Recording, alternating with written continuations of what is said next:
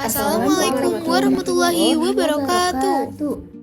Perkenalkan, saya Mita Dihandini dengan NIM 230201251200039. Saya Nurul Faiza dengan NIM 23020125120033. Saya Naima Syifa Fatimah, NIM 230202125140193. Jurnal yang kami pilih adalah Jurnal Horticulture tahun 2021 dengan judul CRISPR-Cas9 Gene Editing for Fruit and Vegetable Crops, Strategies and Prospect.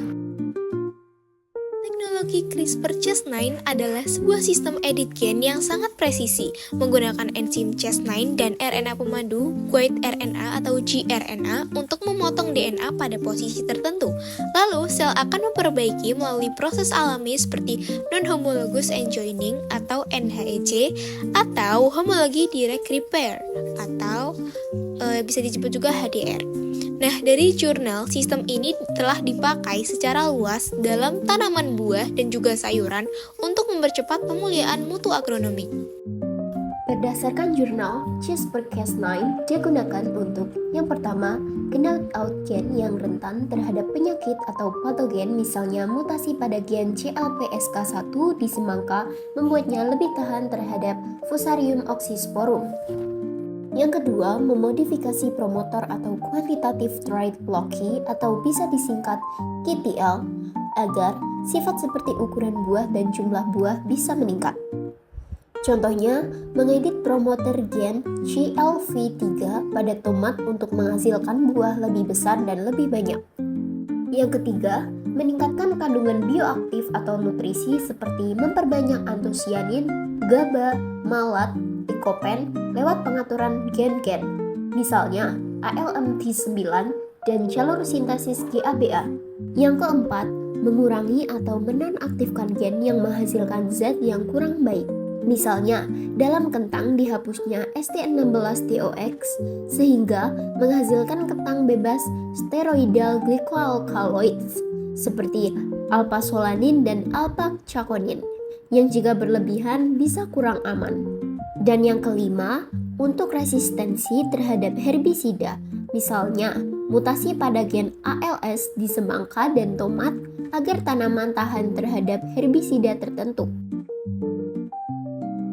Adapun tujuan dari CRISPR-Cas9 ini yang pertama adalah meningkatkan ketahanan terhadap biotik stres. Nah, ini dilakukan agar tanaman tidak mudah terserang patogen atau fungi atau juga herbisida. Yang kedua, memperbesar kemampuan tumbuh di lingkungan stres abiotik seperti kekeringan, suhu dingin ataupun panas. Contohnya mutasi gen CBF1, cold tolerance dan MAPK3 untuk respon kekeringan pada tomat. Yang ketiga, memperbaiki kualitas buah dan juga sayuran. Ini termasuk rasa, warna, ukuran, tekstur, kandungan nutrisi, maupun umur simpan. Dan yang terakhir adalah mempercepat proses domestikasi varietas liar, agar varietas baru bisa dipakai lebih cepat. Nah, selanjutnya terdapat efek negatif atau tantangan. Dari jurnal tersebut, tantangan dan efek negatif yang diidentifikasi adalah yang pertama risiko atau off-target effects, yakni potongan DNA yang tidak disengaja di tempat lain selain target, bisa mempengaruhi gen lain yang tidak diinginkan.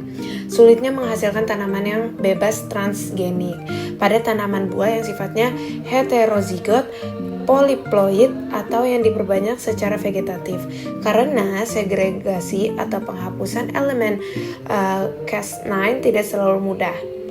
Efisiensi transformasi dan regenerasi tanaman yang belum optimal, terutama pada spesies buah dengan siklus panjang.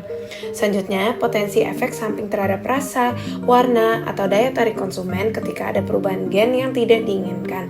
Misalnya, saat memperlambat pematangan buah yang bisa mengubah kualitas sensorik. Nah, yang terakhir adalah regulasi dan penerimaan publik sebagai hambatan. Di beberapa negara, genotype edited plants dianggap sama dengan GMO, membutuhkan regulasi yang ketat atau mungkin larangan. Status pengembangan CRISPR-Cas9 saat ini. Yang pertama, sudah berhasil pada tomat, semangka, kentang, dan tanaman hortikultura lain. Yang kedua, produk komersial seperti Waxicorn dan jamur anti penggelapan di Amerika Serikat. Ketiga, metode non-transgenik berkembang seperti FLP atau FRT, Transgene Expression tanpa integrasi DNA permanen. Yang terakhir, sebagian besar varietas masih tahap laboratorium dan uji rumah kaca. Baik, untuk pendapat saya yaitu pada potensi besarnya. Teknologi CRISPR-Cas9 ini benar-benar membawa terobosan besar dalam dunia pertanian. Dengan penyuntingan gen yang presisi, kita bisa menciptakan buah dan sayuran yang tahan penyakit, lebih bergizi, dan memiliki kualitas panen yang lebih baik dalam waktu yang jauh lebih singkat. Namun, setiap inovasi pasti ada risikonya. Masalah seperti off-target effect dan kemungkinan perubahan rasa atau sifat tanaman harus dipelajari lebih mendalam agar produk yang dihasilkan tetap aman dan dapat diterima masyarakat. Menurut saya, untuk kedepannya, dengan penelitian lanjutan dan regulasi yang jelas, teknologi ini berpotensi menjadi pilar utama pertanian modern yang berkelanjutan.